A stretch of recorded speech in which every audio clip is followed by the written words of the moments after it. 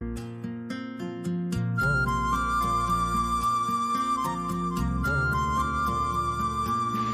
सतयुग को अगर देखा जाए, सतयुग के अंदर सूर्य वंश जिसको कहा, जहां पवित्र आत्माएं परम धाम से जब नीचे उतरती है तो कोई न कोई देवी या देवता का स्वरूप धारण कर लेती है।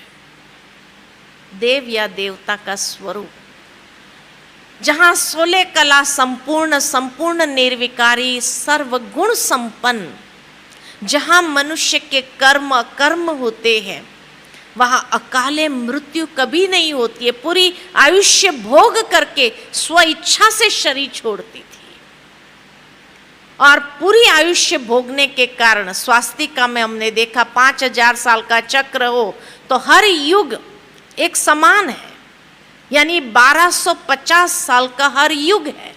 और 1250 साल के हर युग के अंदर जहां आत्मा 16 कला संपूर्ण, इतनी शक्तिशाली, संपूर्ण निर्विकारी, मर्यादा पुरुषोत्तम, सर्वगुण संपन्न होती है और उसके कर्म इतने पावरफुल होते हैं, तो देवताओं को कहा गया अमर। अमर का मतलब ये नहीं कि मरते ही नहीं थे, जिसने भी इस संसार में जन्म लिया उसको शरीर छोड़ना निश्चित है, कायदा है। फिर देवताओं को अमर क्यों कहा गया? हर देवता का भी शरीर छूटा है, हम सभी जानते हैं। श्री कृष्ण का भी शरीर छूटा पारदी के बांध से, तो श्री राम ने भी अपना शरीर छोड़ा, शास्त्रों में ये वर्णन है। तो हर देवी देवता ने भी शरीर छोड़ा है, तो जब शरीर छोड़ा तो फिर उसको अमर क्यों कहा गया? क्योंकि अकाले मृत्यु नहीं थी। पूरी आयुष्य भोग करके स्व इच्छा से कि अब मैंने बहुत साल इस चोले में बिता दिया, अब ये चोला बहुत पुराना हो गया, अब मैं नया चोला धारण करना चाहता हूं, तो स्व इच्छा के साथ सारे परिवार को इकट्ठा करते हैं।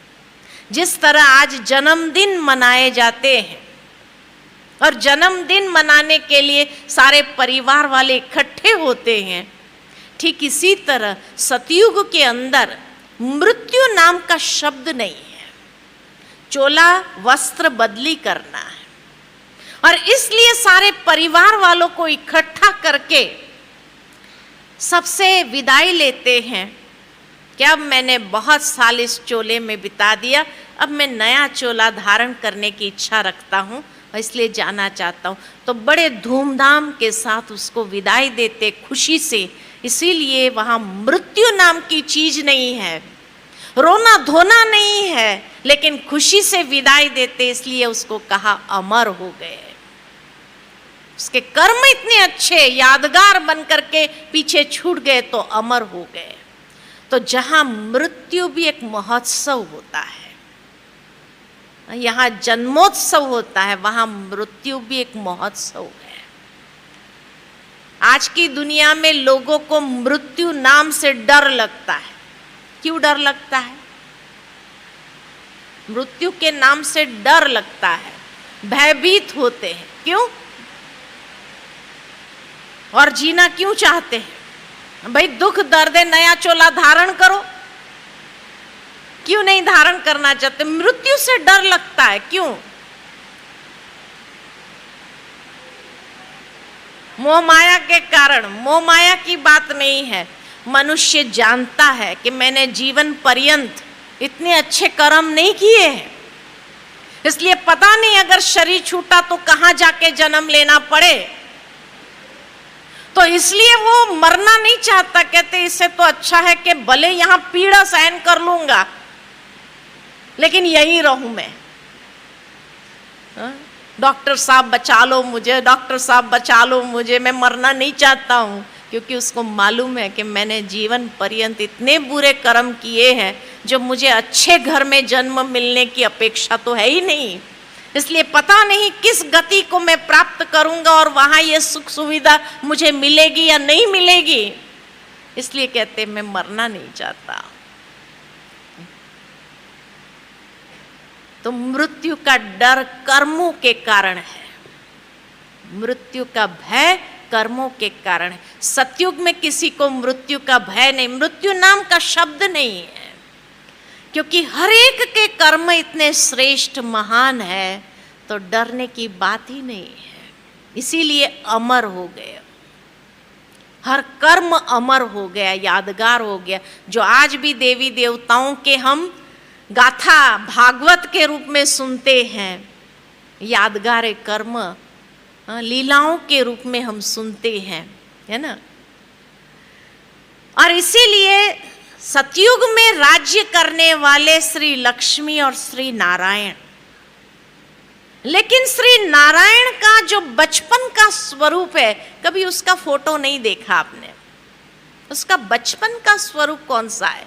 तो एक भजन याद आता है मुझे, आपने भी कई बार ये भजन गाया होगा कि श्री कृष्ण गोविंद हरे मुरारी, हे नाथ नारायण नम वासुदेव। श्री कृष्ण की पूरी जीवन कहानी उसमें बताई गई है एक ही लाइन में। बचपन में जिसको श्री कृष्ण कहा, थोड़ा बड़ा हुआ ग्वाल बाल बना तब उसको गोविंद कहा, जब रास लीला रचाई तो उसको हरे मुरारी कहा, और जब राजगद्दी पर बैठता है तो नाथ नारायण, वही वासुदेव है। ये वासुदेव की अलग अलग स्टेजेस है। तो अगर नाथ नारायण सतयुग में है, सत्य नारायण सूर्य नारायण सतयुग में, तो श्री कृष्ण कहाँ होना चाहिए? उसका बचपन तो वहीं होना चाहिए। और इसलिए सतयुग के अंदर 150 साल की जब आयुष्य है, इतने पूरी आयुष्य भोग के जब शरीर छोड़ते हैं, तो 1250 साल में सिर्फ 8 जन्म होते हैं। 8 जन्म वो भरपूरता से जीवन जीते हैं, पूरा सुख भोग करके जीवन जीते हैं, कर्म श्रेष्ठ। इसीलिए श्री कृष्ण की जब जयंती मनाते हैं ना, जन्माष्टमी, जन्माष्टमी माना 8 जन्म की जयंती मना रहे हैं। We celebrate the birth of Krishna in all 8 births. Janmashtami 8 जन्म की जयंतियां मना रहे हैं, इसलिए बड़े धूमधाम से मनाते हैं, क्योंकि उसका 8 जन्म इतना श्रेष्ठ था। सतयुग के हर जन्म इतना महान था, तो 8 जन्म की जयंतियां मनाते हैं, जन्माष्टमी। और जैसे ही सतयुग